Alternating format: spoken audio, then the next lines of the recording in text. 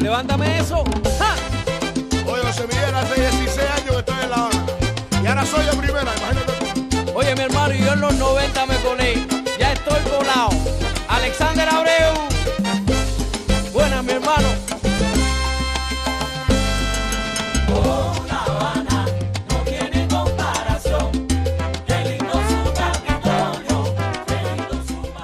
Hola. Importantes conflictos bélicos y contundente explosión social fueron expuestas para que en la nación cubana se concibiera el inicio y duración del proceso revolucionario desde 1868 hasta el 1 de enero de 1959. Una génesis signada por hombres marcados por su gestión como racista. Estoy hablando del caso de José Miguel Gómez. Hoy Gen Habanero lo trae a tu disposición. Sean bienvenidos a Gen Habanero, un programa donde no necesitamos tu prueba de ADN para mostrarte que llevas en los genes la herencia cultural de esta ciudad.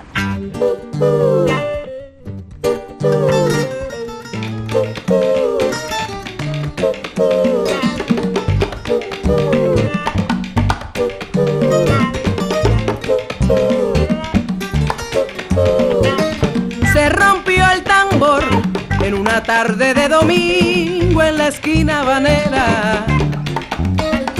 New Jersey tembló, la rumba se puso buena y se olvidaron las penas.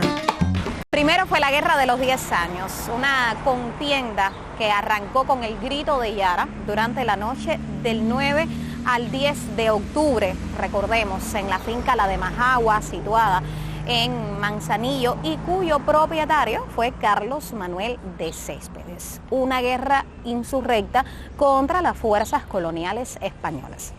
La Guerra de Cuba le llamaban justamente los españoles y su marca genética fue tal, escuche, que en la actualidad cualquier fracaso, por simple que sea, en España se suele decir más se perdió en Cuba, mientras que nosotros acuñamos la frase más se perdió en la guerra, refiriéndonos a ambas partes al mismo evento. Fue una contienda con muchas bajas de ambas partes y en la que participaron un gran número de estrategas militares, entre ellos José Miguel Gómez, quien atendiendo a su potestad de presidente de la República durante el mandato norteamericano, protagonizó el cruel suceso de la masacre de los independientes de color.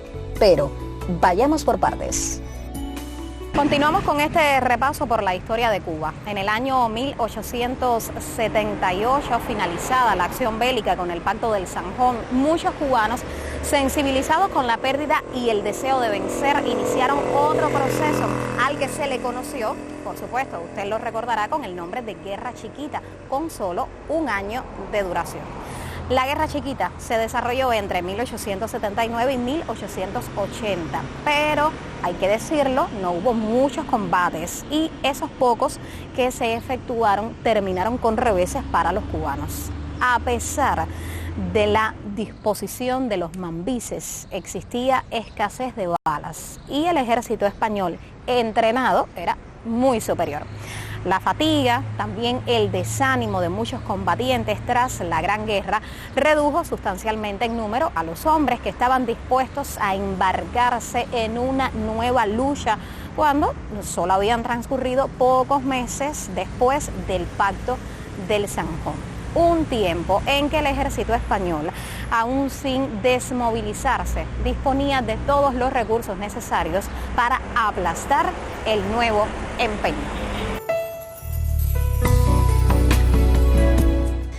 Después de finalizada la guerra, en 1898 comienza la ocupación militar del ejército estadounidense.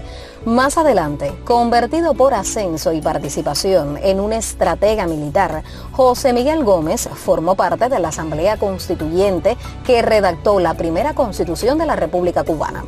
En septiembre de 1908 fue elegido presidente de la República por el Partido Liberal, mandato que desempeñó entre el 28 de enero de 1909 1909 hasta su renuncia el 20 de mayo de 1913.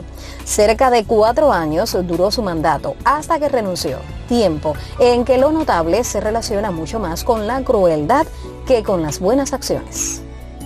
El 20 de mayo de 1912 se produce el levantamiento armado de los independientes de color, también conocido por Masacre de los Independientes de Color o Guerra de 1912 en Cuba, bajo la dirección de Stenós y del general Mambí Pedro y Bonet.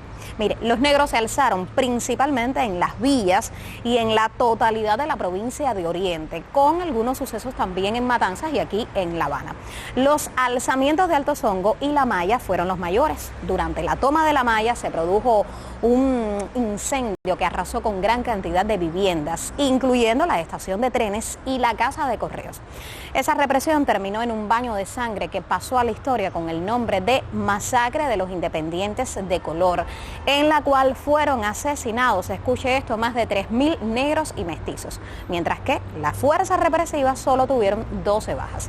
El fin de la insurrección lo fue también para el Partido Independiente de Color. El gobierno de José Miguel Gómez, mediante la acción del ejército cubano, llevó a cabo esa masacre.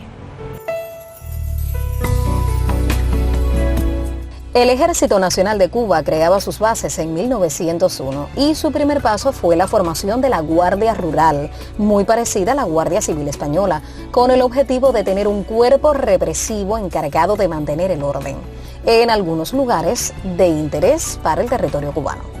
En 1902 fue creado el Cuerpo de Artillería, constituido por 3 compañías con asentamiento en La Habana. El segundo paso en su consolidación fue la creación de escuelas y academias militares para formar a los nuevos soldados de la nación cubana. La primera academia militar encargada de la formación de los oficiales del Ejército Permanente fue creada en el Castillo del Morro, precisamente durante el gobierno del presidente José Miguel Gómez.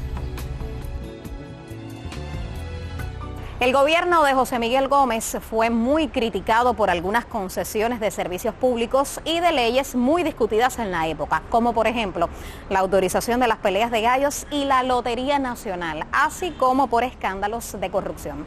José Miguel Gómez recibió el mote popular de tiburón porque cuando se baña salpica, en alusión a la repartición de cargos públicos entre sus allegados.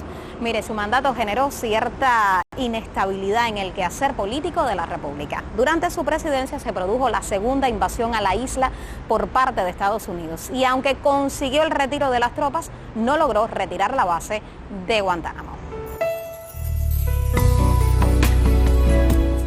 En 1936 se erigió en su nombre este monumento en La Habana. Está situado en la Avenida de los Presidentes, en la zona del Vedado.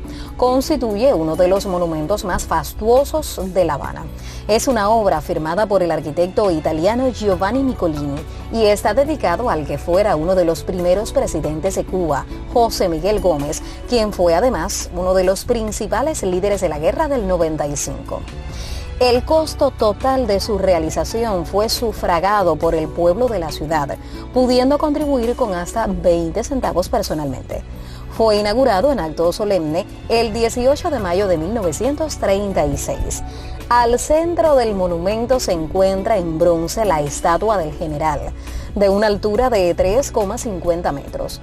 La base central del conjunto está hecha de mármol rosa, importado desde Rávena, Italia. En los costados de la estatua del general aparecen 6 figuras con expresiones heroicas clásicas representativas de las 6 provincias en las que estaba dividida la isla. Otras 2 estatuas de mármol que representan la fuerza y la magnanimidad se encuentran en la base del mismo. El resto del monumento está compuesto por varias terrazas, fuentes y bancos, también de mármol. Coronando las 2 esquinas del monumento, apreciamos 2 grupos escultóricos. El de la izquierda representa la historia y el tiempo, con la libertad al centro. En la derecha figuran el derecho y la ley, con la paz en el medio. Para conocer el final de José Miguel Gómez, vayamos hasta 1917. Tras la reelección de García Menocal, Gómez inició un levantamiento militar que resultó fallido. Entonces fue obligado a exiliarse en Estados Unidos y allí murió de neumonía el 13 de junio de 1921. Estamos hablando de la ciudad de Nueva York. Su féretro fue trasladado de regreso a La Habana. La próxima semana regresa a descubrir Tu Gen Habanero, el programa donde llevas La Habana dentro de ti. Oh, La Habana no tiene comparación. Qué lindo su Capitolio, qué lindo su malecón. Es un cañón. Oh, La Habana tiene belleza sin par. Toda aquel que la visita en ella se quiere quedar. Levántame eso. ¡Ja! Oye, José Miguel, hace 16 años que estoy en La Habana. Y ahora soy de primera, imagínate tú. Oye, mi hermano, yo en los 90 me colé. Ya estoy colado. Alexander Abreu. Buenas, mi hermano.